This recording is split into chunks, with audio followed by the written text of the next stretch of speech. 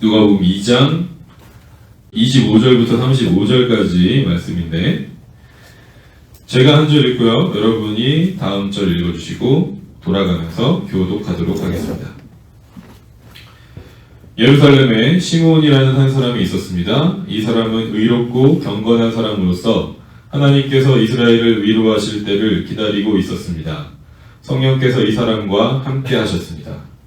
성령께서 시므온에게 주 그리스도를 보기 전에는 결코 오지 않을 것이라는 계시를 주셨습니다. 시므온은 성령으로 충만해져서 성전으로 왔습니다. 마침 마리아와 요셉이 율법의 규정대로 행하기 위해 어린 예수님을 성전으로 데리고 왔습니다.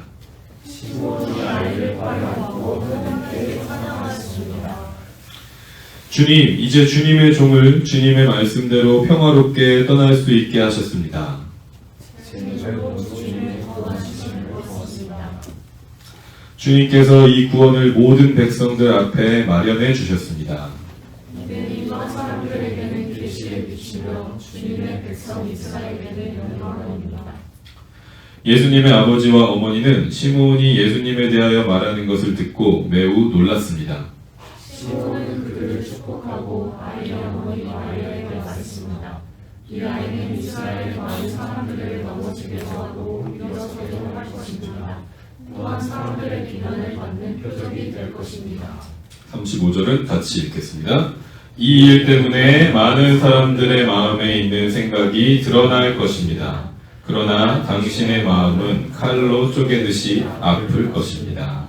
아멘. 기다림이라는 제목으로 오늘 하나님의 말씀 같이 나누도록 할게요. 오늘 말씀의 주인공이라고 할 수 있는 사람이 있는데, 그 시므온이라는 사람이 등장을 합니다. 이 시므온이라는 사람이 기다리고 있었던 사람이었어요. 그런데 이 시므온은 어떤 사람이라고 성경에서 오늘 기록하고 있냐면, 의롭고 경건한 사람이라고 기록하고 있습니다. 의롭고 경건한 사람, righteous and devout. 의롭다라는 거, 우리 옳고 정의와 공의를 행하고 하나님의 법을 지키고, 그런 이미지를 우리가 떠올릴 수 있고, 또 우리 수련회 때도 배웠어요. 하나님의 법을 지키는 것에서 끝나지 않고 하나님을 사랑하는, 그 하나님의 말씀을 사랑하고 지키는 그 행동이 이웃을 돌보고 사랑하는 것으로 이어지는 것, 그것이 의로운 것이라고 했어요. 그래서 여러분 기억하세요. righteousness는 반드시 개인의 personal good을 구하는 게 아니라 public good을 구하는 거라고 그랬죠. 그죠? 그게 righteousness라고 그랬어요.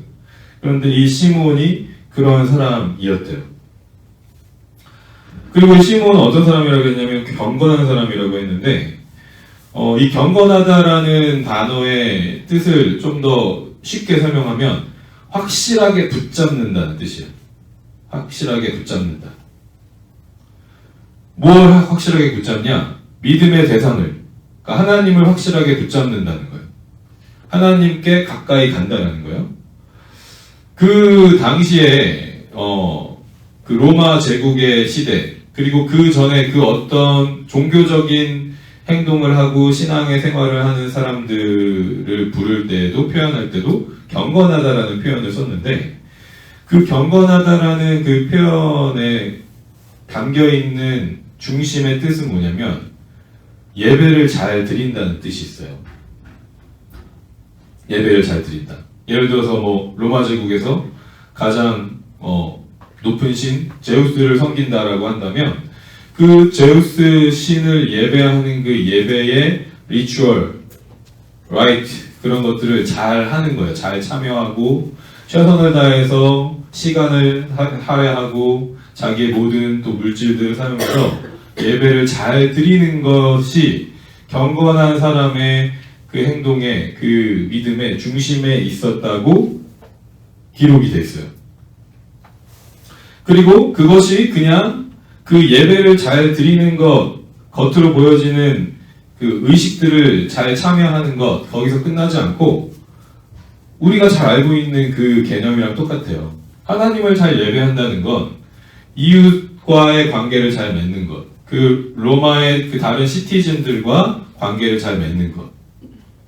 로마 제국에 속해 있는 시티즌이라면 로마의 신을 잘 예배하고 로마에 있는 시티즌들을 잘 함께 서로 섬기고 서로 사이좋게 친절하게 지내는 것.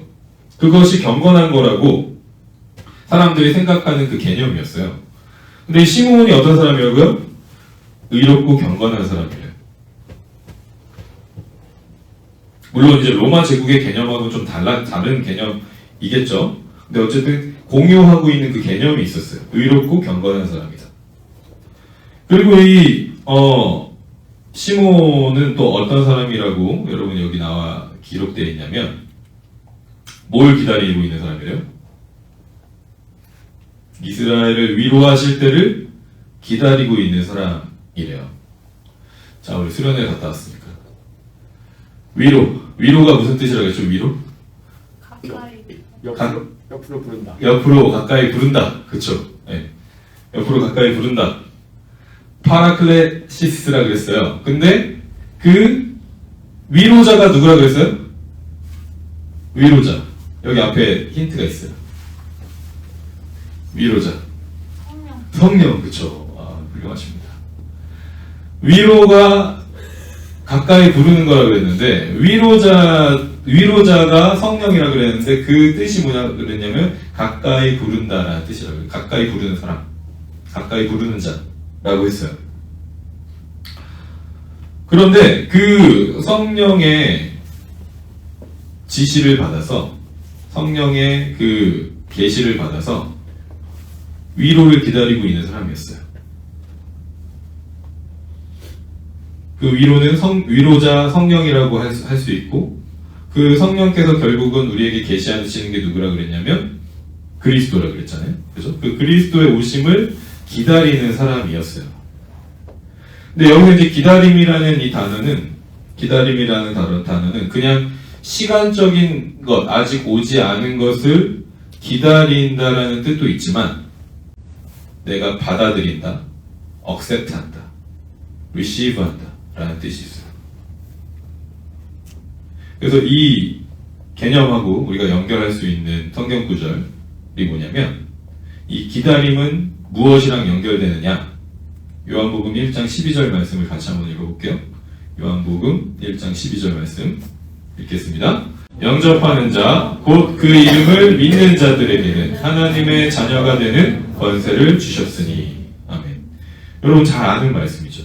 믿음이 뭐냐? 여러분 내가 뭘까를 믿고 있나 안 믿고 있나를 따져볼 때 그 기준은 뭐냐면 믿음이라는 건 받아들이는 거예요. 영접하는 거, receive하는 거예요. 그냥 다른 게 아니라 있는 그대로 하나님께서 주신 그 복음을, 하나님의 그 말씀을 받아들이는 거예요. accept하는 거예요. 그런 사람에게 어떤 권세를 주셨다고요? 하나님의 자녀가 되는 권세를 주셨다. 이 시므온이라는 사람은 기다리는 사람이었어요. 이스라엘의 위로. 선지자들의 말씀을 통해서 오실 것이다라고 했었던 그 메시아, 그리스도, 그 위로. 성령께서 알려주신 그 계시를 통해서 기다리고 있던 사람이었어요.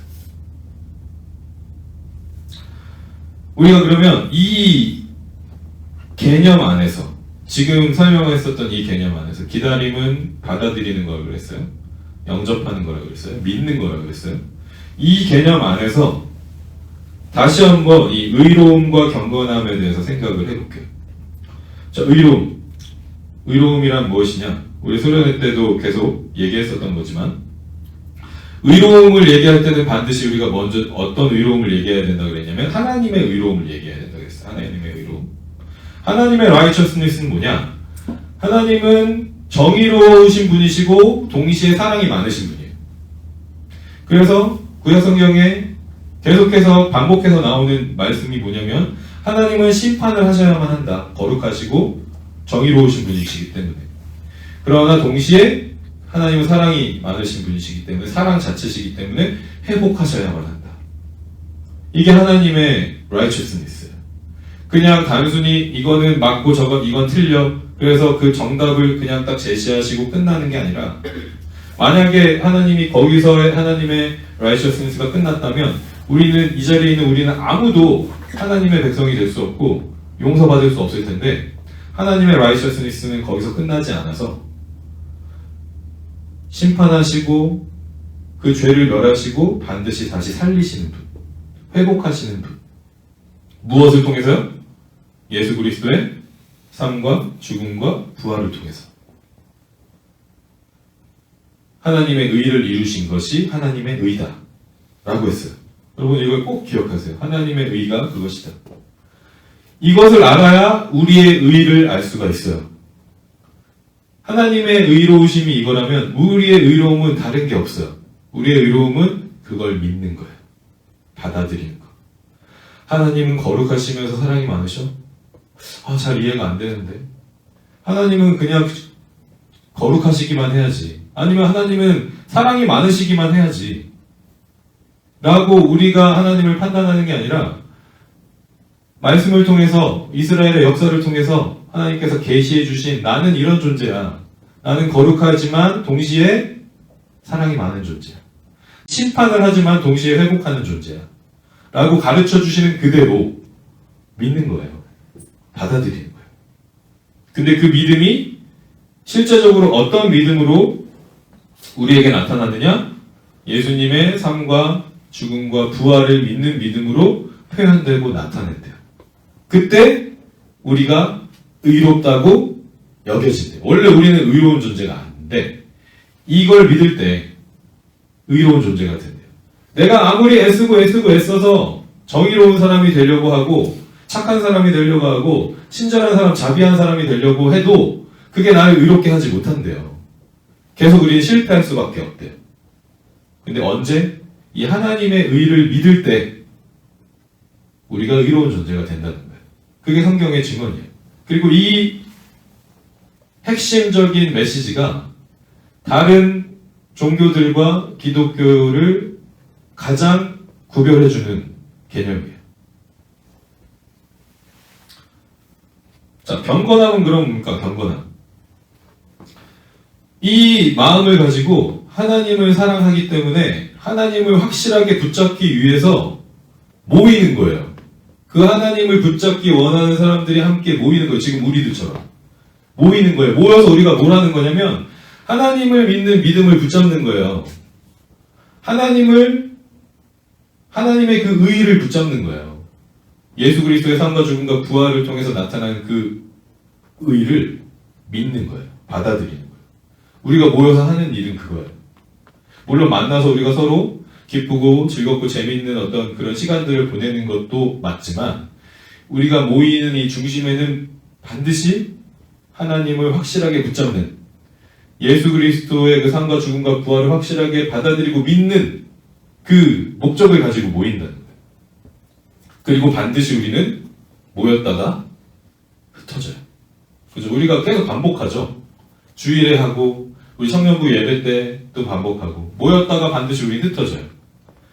흩어져서 그 흩어진 자리에서 이제 또 그 믿음을 그 의의를 확실하게 붙잡고 살아가요. 그래서 우리는 단순히 그냥 모이는 거에서 끝나지 않고 흩어지기 위해서 모여요. 뭐가 더 중요한 거예요, 그러면 여러분? 뭐가 더 중요할까요? 둘 다 중요해요. 둘 다 중요한데 순서가 있는 거예요. 순서가 모여요. 모이는 이 모임이 없으면, 이 행위가 없으면, 이 의미가 없으면 흩어져서 우리가 붙잡고 있는 게 뭔지, 우리의 동기가 뭔지, 우리의 삶의 목적이 뭔지를 나타낼 수가 없어요. 그래서 우리는 흩어지기 위해서 모이는데 이 모여서 드리는 예배를 잘 드려야 흩어져서 드리는 예배도 잘 드릴 수가 있는 거예요.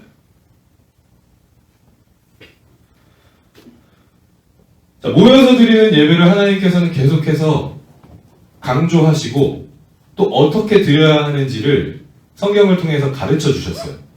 자, 이스라엘의 역사 속에서 우리 한번 봅시다. 이스라엘의 역사 속에서. 우리 성경 공부하셨던 분들은 보시면 기억이 날 건데 이스라엘의 절기들을 한번 생각해 볼게요. 이스라엘의 절기들. 이스라엘의 절기들 중에서 기본이 되는 날, 뭘까요? 가장 기본이 되는 날, 핵심적인 것. 6월절. 그렇죠. 6월절 절기도 있지만 그것보다 더 기본. 안식일. 안식일, 그렇죠. 안식일. 안식일. 더 기본이 안식일이잖아요. 안식일에서 시작하는 거예요. 안식일은 7번째 날이에요. 7번째 날. 하나님께서 이 세상을 창조하시고 7번째 날을 구별하셔서 쉬셨다. 그 안식일 날 기억하는 건 뭐냐면 하나님은 창조자시다라는 걸 기억하라고 하셨어요. 그리고 또 하나 나중에 추가되는 게 있는데 하나님이 너희 이스라엘 백성들을 이집트에서 건져내셨다. 이 두 가지를 기억하는 거예요. 안식일은. 다른 게 아니라. 꼭 기억하세요. 하나님은 창조자시다. 하나님은 구원자시다. 이 두 가지를 기억하는 게 안식일이에요. 그걸 언제 하래요? 7일마다 한 번씩. 7일마다 한 번씩 규칙적으로 계속 하는 거예요. 왜? 까먹으니까. 계속 까먹고 살아가니까 우리가 하나님이 창조자시고 구원자시라는 걸 까먹으니까 모여서 7일에 한 번씩 그 모임을 하라는 거예요. 확실하게 붙잡으라는 거예요. 경건한 삶을 살아가라는 거예요. 자, 두 번째가 아까 우리 비창형제가 얘기했던 것처럼 6월절이에요. 6월절. 이 6월절이 이집트에서 구원받는 그 하나님의 역사의 시작이잖아요. 그렇죠? 그래서 하나님은 이 6월절을 이스라엘 백성들에게 첫 번째 먼스로 만들어주셨어요. 자, 너희들의 시작이야, 이게. 안식일을 너희들이 계속 잘 지키고 기억하고 했어야 하는데, 내가 창조자라는 걸 기억했어야 하는데, 그렇게 하지 잘 못했잖아. 자, 내가 다시 이제 너희들에게 아이덴티티를 줄 거야. 너희들의 첫 번째 달은, 너희들의 시작은 6월절이야. 이집트에서 내가 너희들을 건졌을 때, 어떻게 너희를 구원했었는지 기억해라. 라고 6월절을 주셨어요. 이게 첫 번째 먼스라 그랬어요. 자, 이렇게 해서 이 6월절부터 6월절이 기준이 돼서 7 곱하기 7, 7일씩 7번이 지나면 무슨 날이냐? 오순절이에요. 7 곱하기 7이 오순절이에요. 이날은 어떤 날이냐면 모세가 하나님께로부터 십계명을 받은 날이에요. 자, 너희들 이렇게 살아야 돼. 하나님을 사랑하고 이웃을 사랑하는 건 이렇게 살아가는 거야. 모세에게 십계명을 주신 날이 언제라고요? 7 곱하기 7이라고요. 자, 그 다음은 그것도 나올 건데 안식월이에요. 7번째 달. 7번째 달. 이 안에 방금 얘기했었던, 비창이가 얘기했었던 초막절도 있는데 7번째 달은 완전 계속 셀러브레이트 하는 달이에요. 자, 처음에 뭐를 시작하냐? 나팔을 불고 시작해요. 나팔을 불면서 자, 우리 7번째 달이다. 안식월이다. 이 한 달 동안 우리 계속해서 하나님을 기억하자. 나팔을 불고 시작해요. 그 나팔 불고 시작한 그 중심에 The Day of Atonement, 속죄일이 있어요. 1년에 한 번 지내는 속죄일이 있어요. 모든 이스라엘 백성들이 함께 하나님 앞에서 죄를 씻는 날이 있어요. 내가 너희들을 이집트에서 건져내고 죄에서 건져냈어. 죄를 씻었어. 라는 걸 1년에 한 번 특별하게 또 기억하는 거예요. 그리고 나서 뭐가 이어지냐면 텐트 치고 일주일 동안 지내는 거예요. 왜? 광야에서 너희들 텐트 치고 있었지. 그 텐트 치고 있는 동안 내가 너희들 먹을 거 계속 공급해 줬었지. 너희들의 신발이나 옷이 낡아지지 않고 계속해서 공급해 줬었지. 그걸 기억해라. 이 세상에서 뭔가를 모으려고 하지 말고 내가 너희들에게 공급해 줬었던 것들, 내가 너희들을 입히고 먹였던 것들 기억해라. 이게 언제예요? 안식월에 있는 일이에요. 자, 그럼 안식월 있으면 이제 뭐 있을까요? 안식년이 있죠. 그쵸? 안식년. 자, 안식년이 있어요. 7번째 해 안식년이 있어요. 이 안식년에는 모든 그 농사와 이런 것들을 쉬어요. 그 전에 6년 동안 모아진 것들로 먹고 나눠요. 땅을 쉬게 하는 거예요. 하나님이 창조하신 그 땅을 쉬게 해요. 7년에 한 번씩. 계속해서 뭘 기억하는 거냐면 하나님이 창조자시고 구원자시라는 걸 기억하는 거예요. 자, 마지막 7년 곱하기 7년 희년이 있어요. 7년 곱하기 7년 49년, 50년에 한 번씩 있는 거예요. 이날은 무슨 날이냐? 50년의 시간을 살아오면서 많은 일들이 있겠죠. 이스라엘 백성들한테도 많은 일들이 있어요. 서로가 서로의 그 관계 속에서, 상황 속에서 어떤 사람은 너무 돈이 없어서 자기의 모든 땅도 팔고 집도 팔고 재산도 다 팔아서 먹고 사는데 사용했어야 되는 사람들이 있어요. 더 이상 팔 게 없어서 이제 자기가 노예가 되는 거예요. 슬레이브가 되는 거예요. 누군가에게. 먹고 살 수 없는 그런 상황 속에서. 그런데 50년째가 됐을 때 77에 49, 49년 50년째가 됐을 때 희년이에요. 이때는 모든 걸 다시 원래대로 돌려줘. 내가 팔았던 거 다시 그 판 사람에게 돌려줘요. 내가 노예였는데 노예의 신분에서 벗어나요. 해방돼요. 그게 희년이에요. 왜? 너희들이 이집트에서 슬레이브였잖아. 근데 너희들이 슬레이브였을 때 내가 너희들을 해방시켜줬잖아. 그걸 기억해요. 그리고 기억하기 쉽죠. 이스라엘 백성들은 이게 기억하기 쉬웠을 거예요. 왜냐면 다 7이에요.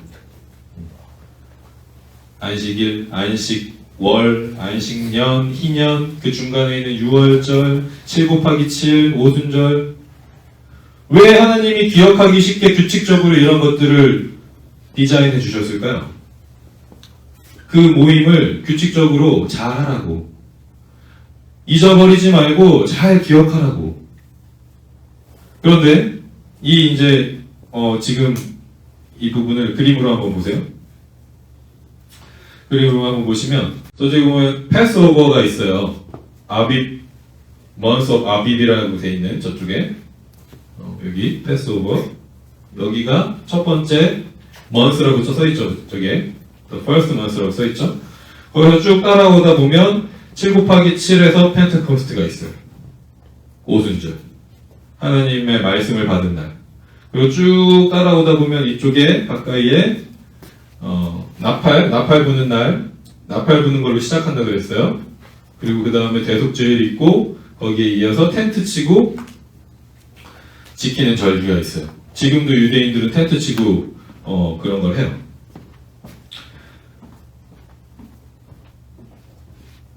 삶 속에서 1년을 지내고 또 7년째를 지내고 또 50년째를 지내고 그렇게 하면서 평생 동안 계속해서 하나님을 기억하는 그 모임을 갖게 하셨다는 거예요.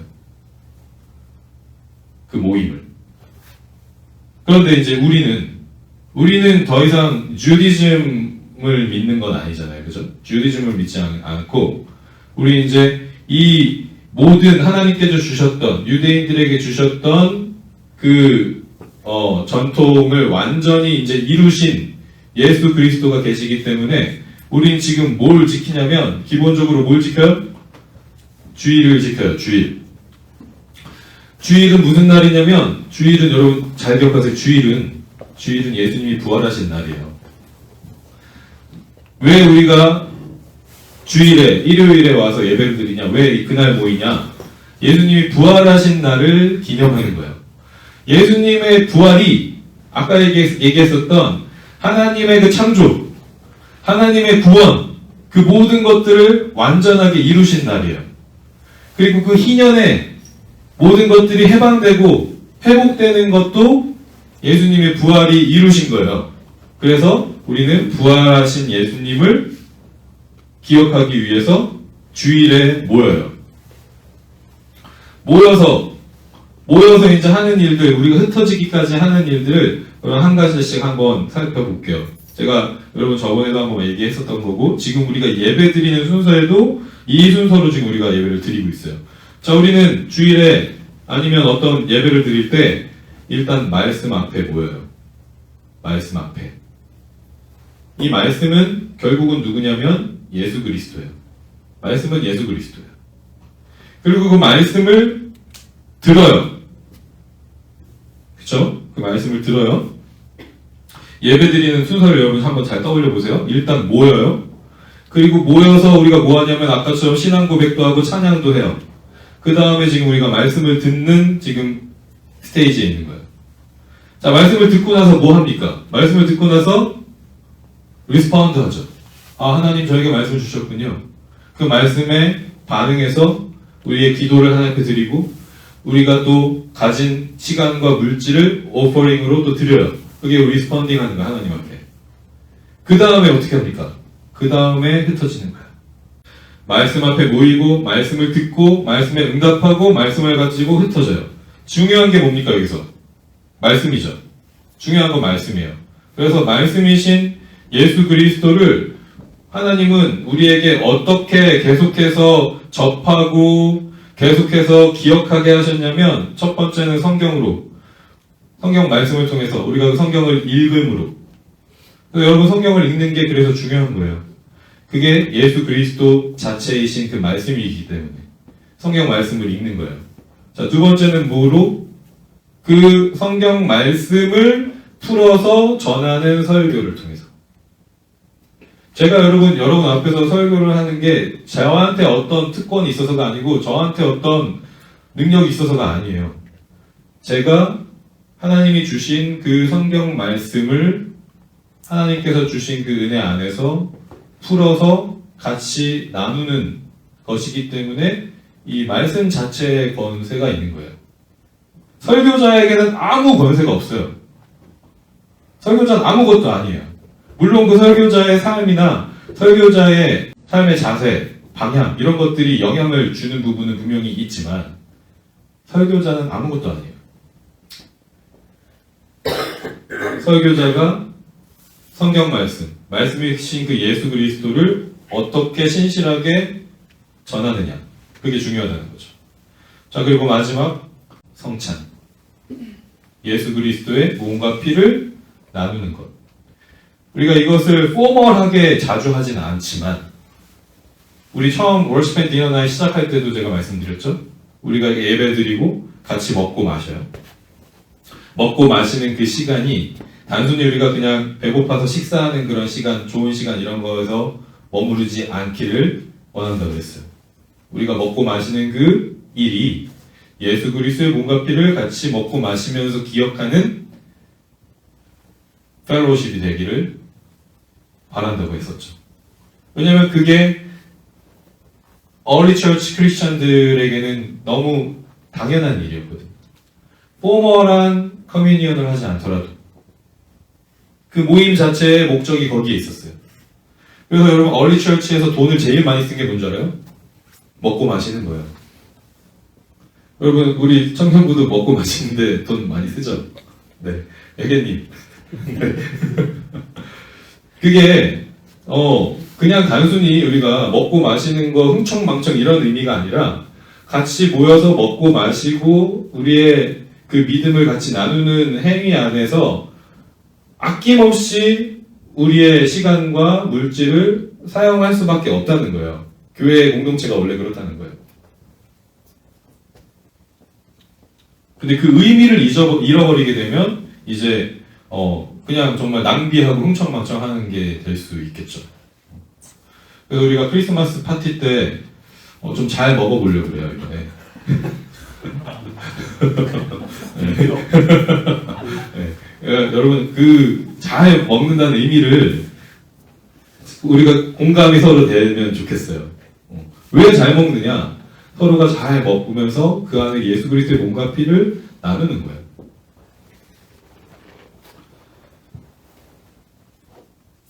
그래서 하나님이 우리 이제 크리스천들에게 예수 그리스도를 믿음으로 고백하고 확실히 붙잡고자 하는 우리들에게 말씀을 중심으로 모이게 하시고 그 말씀을 듣게 하셨는데 그 듣는 루트를, 그 듣는 방법을 다양하게 주셨다는 거예요.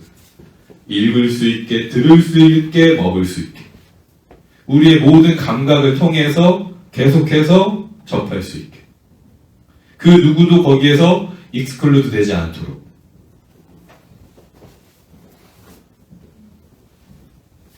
그리고 우리 신앙의 선배들은 이것을 잘하기 위해서 어떤 이제 트레디션을 만들었냐면 처치 캘린더를 만들었어요.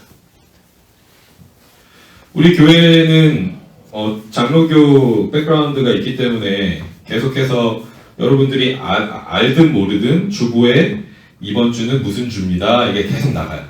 그렇죠? 목사님께서도 예배 시작하실 때 성령 강림후 25번째 주일입니다. 알긴 알죠. 그런 얘기를 하시는 거, 여러분. 근데 그 의미가 왜 뭐냐? 왜 우리가 계속 그런 것들을 카운터하고 계속해서 그것들을 떠올리면서 살아가느냐? 지금 우리 지난 주일이 첫 번째 대림절 첫째 주일이었어요. 아드벤트 첫 번째 주일이었어요. 그리고 이제 내일이 아드벤트 두 번째 주일입니다. 아드벤트는 넷째 주일까지 있어요. 그 넷째 주일까지 있고 나서 크리스마스 데이가 찾아와요. 그래서 이 대림절은 아드벤트는 어떤 절기냐면 예수님께서 오실 것을 기대하고 소망하면서 기다리는 기간이에요. 그리고 지난 주일부터 25일까지 기다리는 거예요. 물론 우리는 예수님이 오신 걸 알지만, 이미 오셨지만, 그 오신 예수님을 계속 기다리는 그 마음으로 준비하는 거예요. 그래서 성탄절에 예수님이 오신 것을 우리가 같이 기념하고 셀러브레이트 하죠.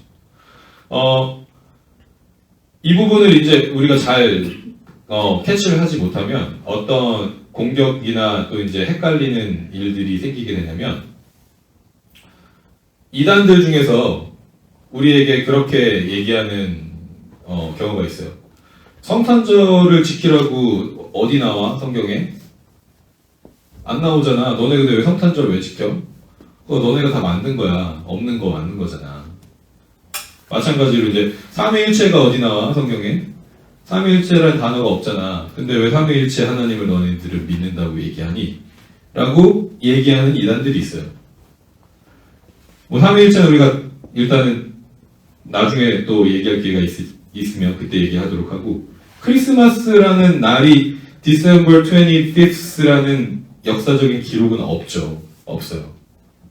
성경에도 기록되어 있지 않고, 우리는 정확하게 예수님이 몇 년도 몇 월 며칠에 태어나셨는지를 몰라요. 알 수 없어요, 우리는.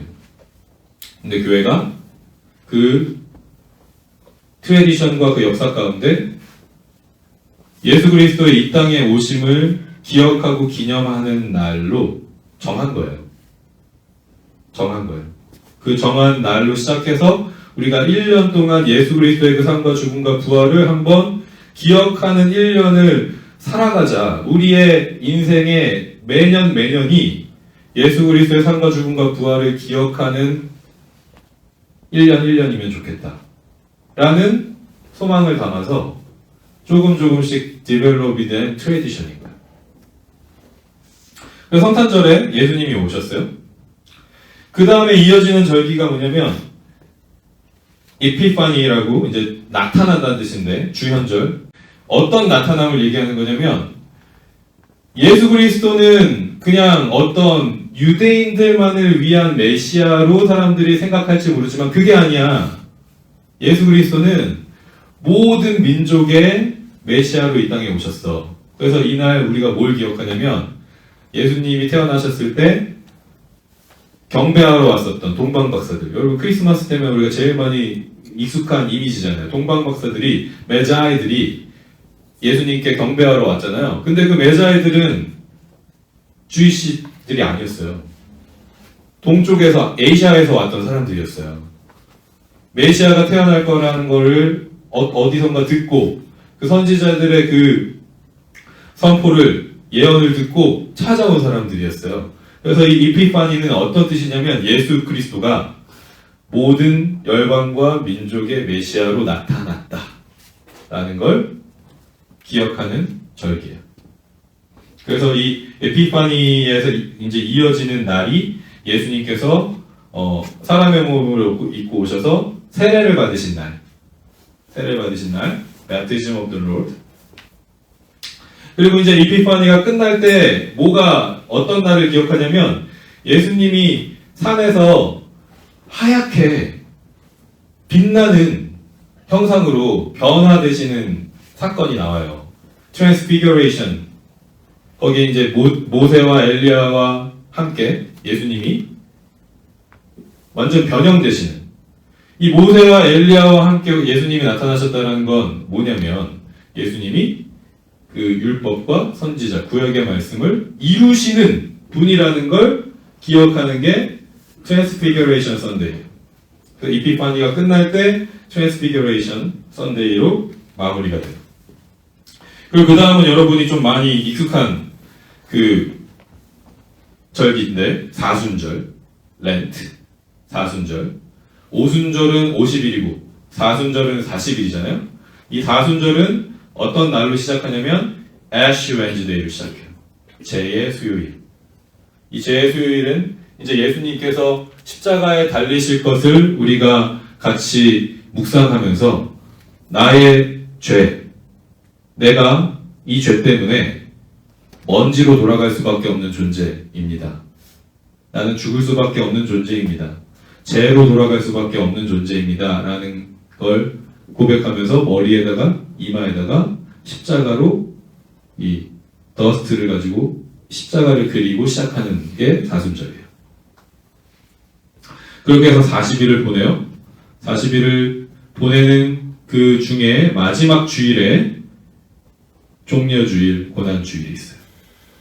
예수님께서 십자가에 달리시기 위해서 예루살렘에 들어가시는 주일, 고난이 시작되시는 주일. 그 주일에 어떤 날들이 있냐면 중요한 날들이 있는데 Maundy Thursday라고 해서 예수님께서 이제 목요일 날 제자들의 발을 씻겨 주셨어요. 그래서 여러분 옛날에는 우리 교회에서도 세족식 많이 했잖아요, 그죠?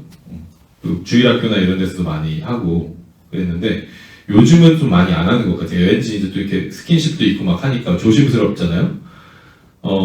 하지만 어쨌든 우리가 그 주의 목요일에는 예수님께서 제자들의 발을 씻겨주셨다라는 걸 기억하는 거예요.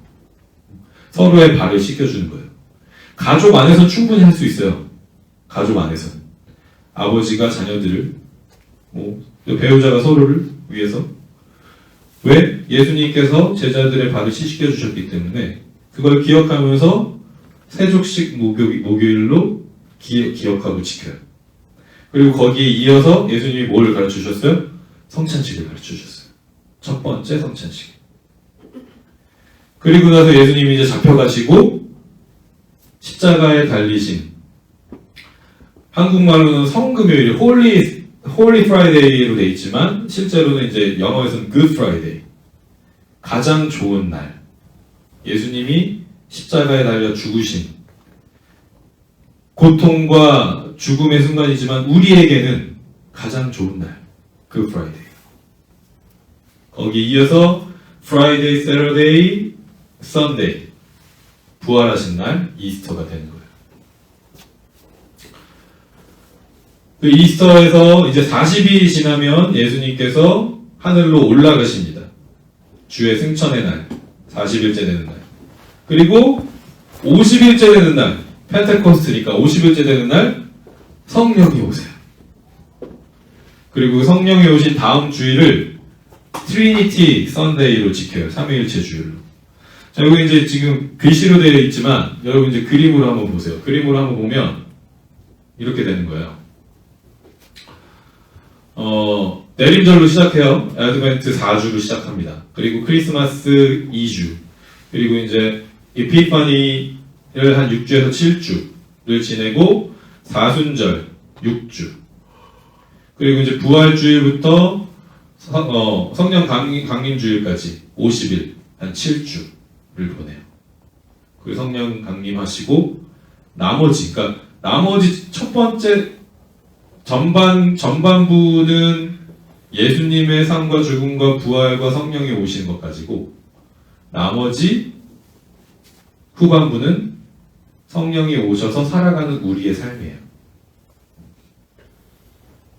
옆에 있는 이제 아까 실제로 우리가 이게 이제 2025년 날짜예요. 중간에 이제 성탄절이 있고 주연절이 있고 아까 예수님의 세례, 제수요일 이런 날짜들도 옆에 같이 있어요. 그런데 이것이 단순히 우리 크리스천니티에서 새롭게 그냥 어느 날 갑자기 나타난 걸로 기억되는 게 아니라 구약의 말씀을 통해서 유대인들에게 주셨던 그 말씀하고 핵심적인 부분들이 이어져요.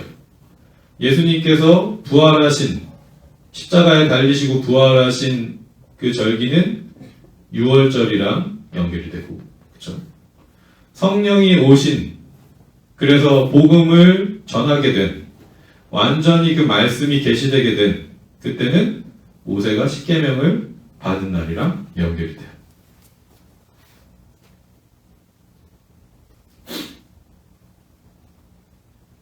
우리가 1년의 사이클을 이렇게 보내는 거예요. 그리고 이 1년의 사이클이 마치 우리의 인생의 전체 사이클이라는 마음으로 또 살아가는 거예요. 근데 중요한 건 아까도 얘기했지만 우리가 1년을 지나면서 계속 12월 달부터 5월 달까지 예수님이 나를 위해 이 땅에 오셨지. 그리고 예수님께서 나를 위해 죽으셨지. 그리고 부활하셨지. 그리고 약속하신 대로 성령을 나에게 보내주셨지. 그걸 배우고 기억하고 다시 생각하고 묵상하는 시간으로 보내요.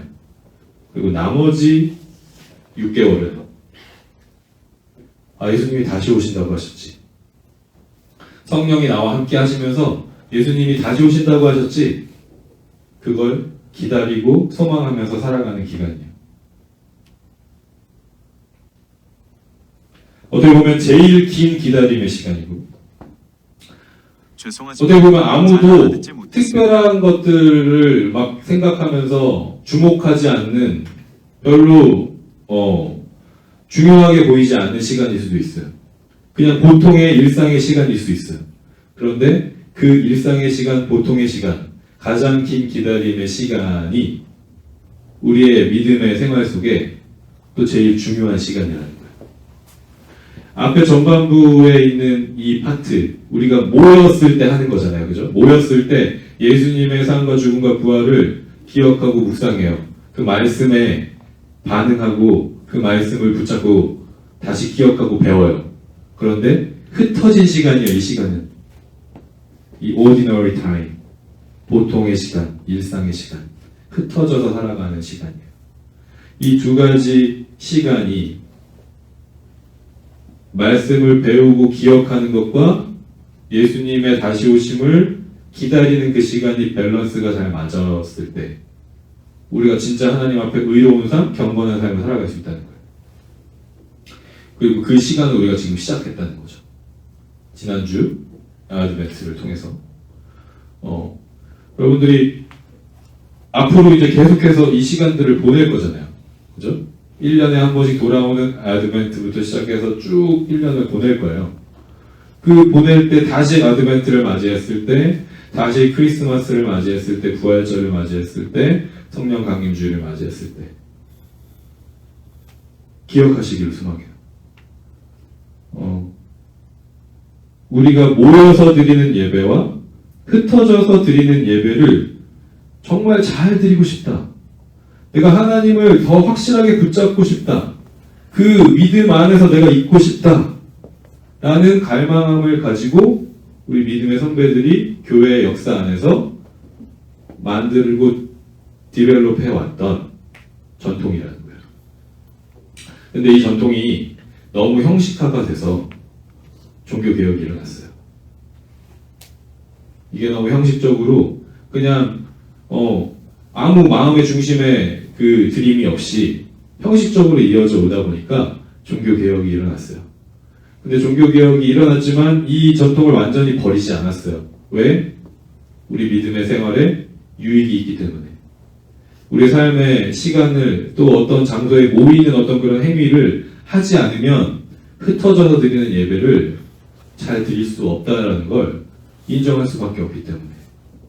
좋은 이 믿음의 실천을, 이 트래디션을 우리가 원래의 의미를 담아서 다시 리뉴하고 회복시켜야 된다 라고 해서 지금도 지키고 있는 거예요.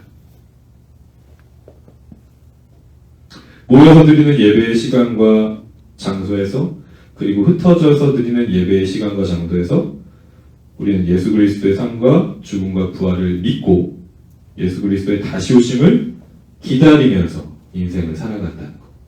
우리가 이 교회력의 이 전통을 통해서 우리의 삶에 실천할 수 있기를 바라요.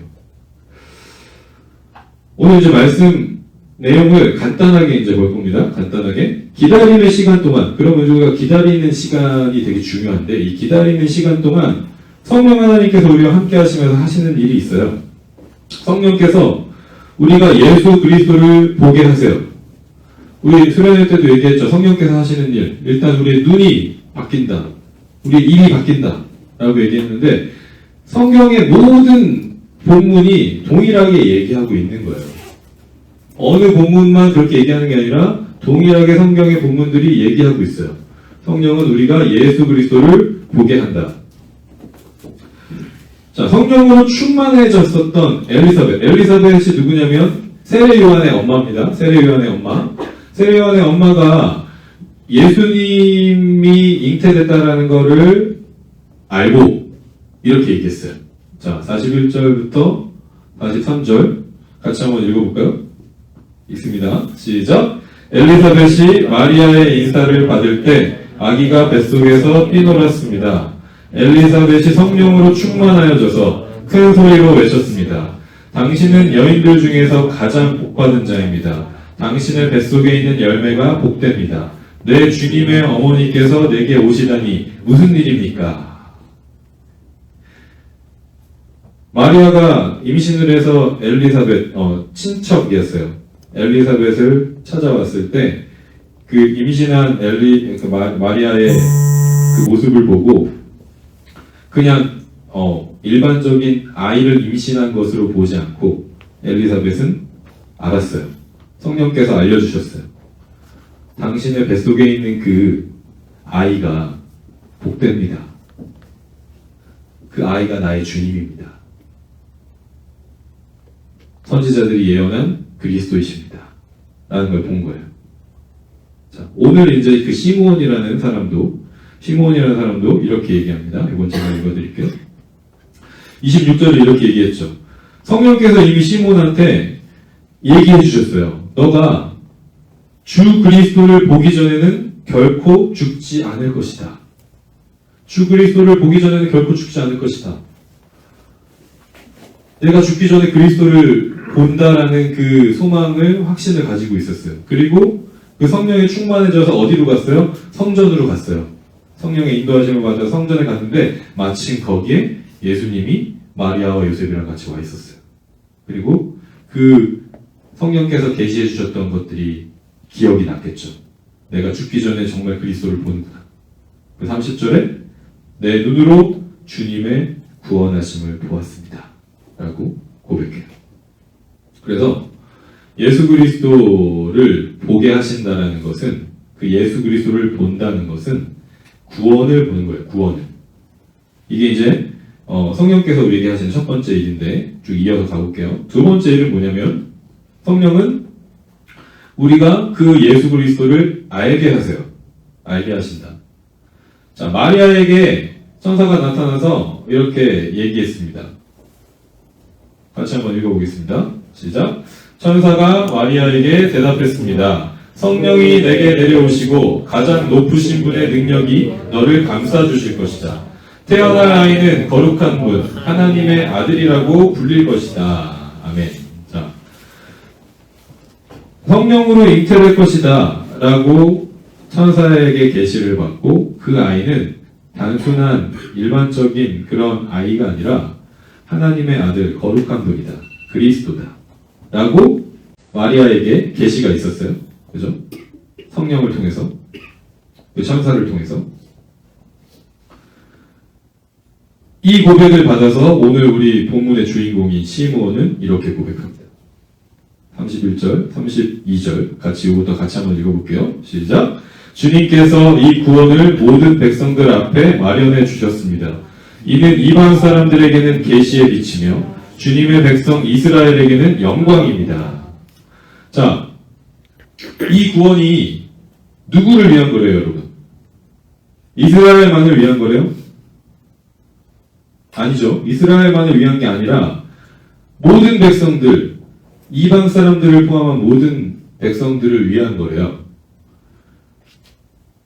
유대인들은 어떻게 생각했냐면 그리스도가 이 땅에 오신다라는 거 자기들을 위한 거라고 생각했어요.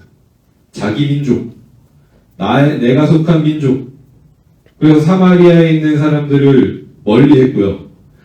믹스드된 그 사람들, 거룩하지 않은 사람들을 멀리 했어요. 순수 유대인 혈통만을 위해서 오실 그리스도라고 생각했어요. 근데 이 예수 그리스도는 누구라고요? 이스라엘만을 위한 그리스도가 아니라 모든 백성들, 이방 사람들을 포함한 모든 백성들을 위한 그리스도다.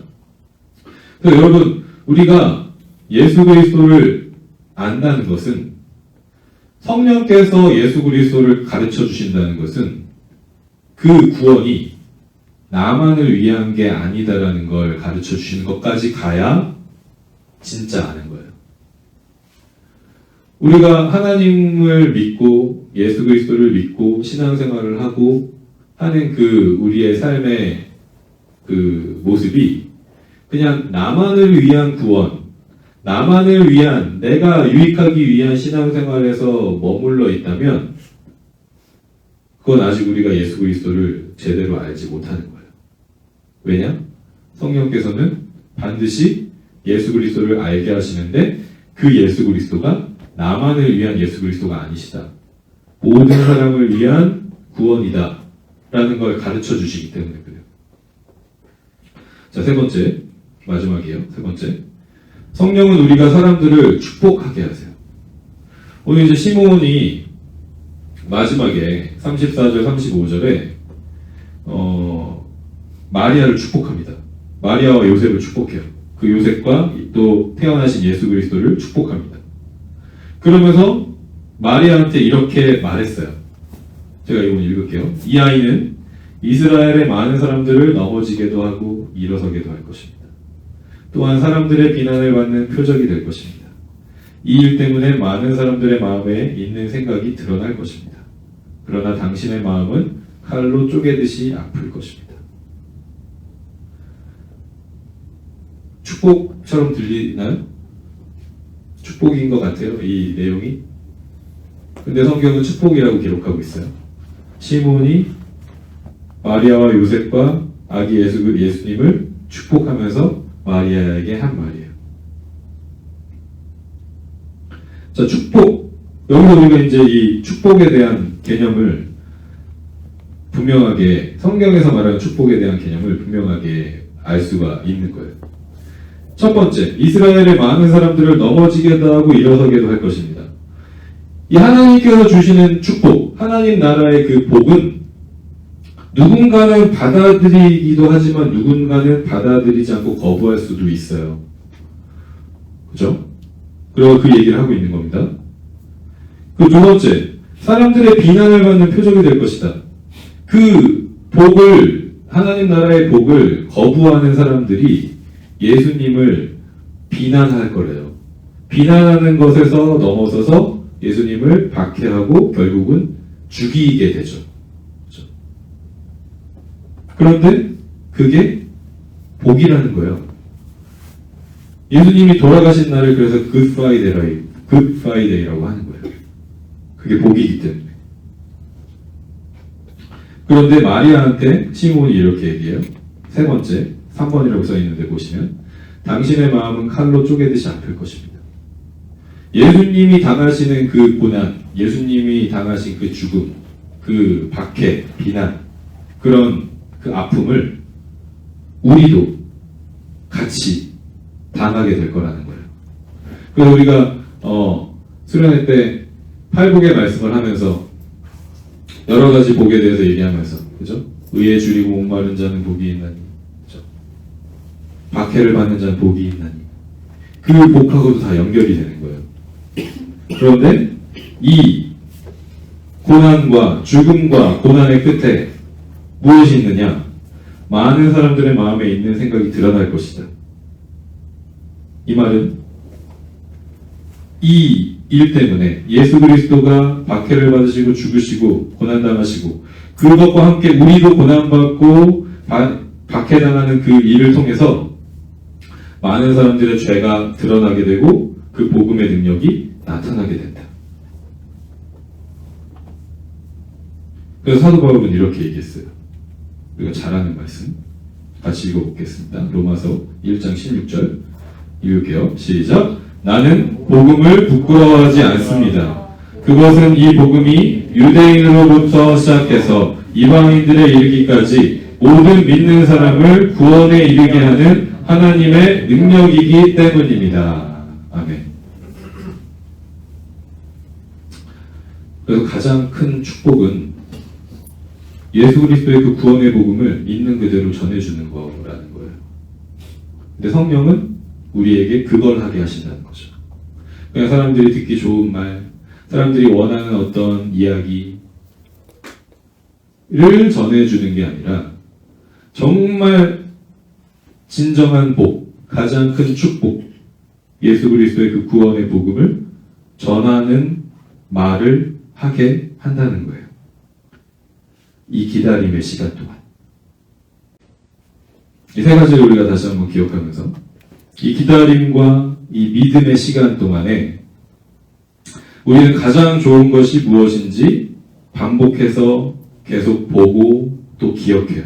아까 우리가 살펴봤었던 그 처치 캘린더를 통해서 유대인들에게 주셨던 그 이스라엘의 절기들의 정신들을 이어 담은 처치 캘린더를 통해서 우리는 가장 좋은 것이 무엇인지 반복해서 계속 보고 배우고 기억해요. 예수 그리스도의 그 구원을 확실하게 붙잡기 위해서. 눈에 보이는 일시적인 것들에 사로잡히지 않고 눈에 보이지 않지만 영원한 것들에 우리의 눈을 고정하게 되는 거예요. 이 기다림의 시간 동안. 그리고 우리는 예수 그리스도를 알게 되는데 그게 나만을 위한 것이 아니라는 걸 알게 돼요. 이 기다림의 시간 동안. 세상의 가치관에 따른다면 나만 좋게 하고 나만 유익하게 하면 되겠죠. 근데 그렇게 살아가지 않아요. 나의 물질적인 유익, 나의 영적인 유익, 그 모든 것들을 사람들과 나누어요. 그게 예수 그리스도를 아는 것이라는 걸 깨닫게 해주시는 시간이 이 기다리는 시간이라는 거예요. 그리고 이렇게 살아가는 삶의 방식이 세상에서는 인기가 없어요. 환영받지도 못해요. 힘들고 어려워요. 그런데 그 길을 부끄러워하지 않아요. 왜냐면 이 길에 유일한 영원한 생명의 길이 있다는 것. 그리고 그 복음의 능력, 하나님의 능력이 있다는 걸 믿기 때문에, 분명하게 깨닫고 경험했기 때문에 이러한 삶을 살아가는 삶을 포기하지 않아요. 사람들이 듣고 싶어하고 듣기 원하는 말로 축복하지 않아요. 예수 그리스도의 그 삶과 죽음과 부활에 담긴 그 복음으로 사람들을 축복해요. 우리가 대림절로 새로운 교회력을 처치 캘린더 이어를 시작을 하면서 우리를 위해서 이 땅에 오신 예수 그리스도의 삶과 죽음과 부활을 확실하게 먼저는 붙잡을 수 있기를 소망합니다. 여러분들이 이 처치 캘린더 이어를 시작하는 그리고 1년의 시간을 보내면서 그 절기마다 그리고 우리가 주일에 모일 때마다 청년부 또 예배를 모일 때마다 확실하게 붙잡는 그런 시간, 그런 모임이 되면 좋겠어요. 그리고 예수님이 반드시 다시 오신다라는 걸 기다리고 소망하는 우리의 모임이 되면 좋겠어요. 그리고 다시 오실 그 예수님의 앞에 설 때까지 그 복음의 능력으로 저와 여러분 그리고 우리의 이웃들의 구원을 하나님께서 이루어 가신다라는 걸 온전히 믿을 수 있기를 소망해요. 우리가 모였을 때 하나님을 정말 마음 다해서 예배하고 또 그 흩어지는 그 자리에서 온 마음을 다해서 사랑할 수 있는 저 여러분의 삶이 되기를 간절히 소망하고 축복합니다.